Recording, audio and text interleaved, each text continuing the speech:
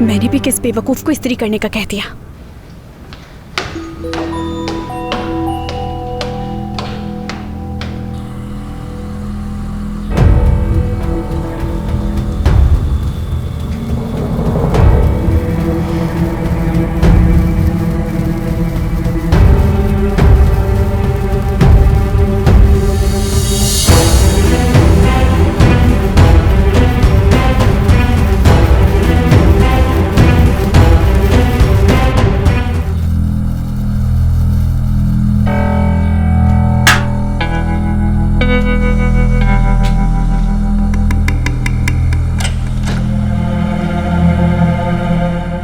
तुमसे इस ड्रेस का नहीं कहा था मैंने।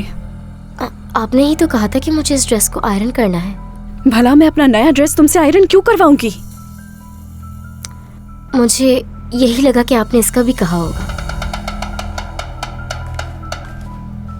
ये क्या किया?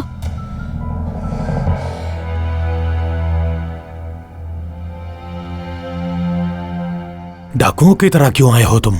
और मेरी बीवी से क्यों मिलना है तुम्हें? तुम्हारी बीवी हमेशा बाहर रहती है, तुम उसे रोकते क्यों नहीं? कैसे शौहर हो उसके? मुझे क्यों ढूंढ रहे हैं ये लोग?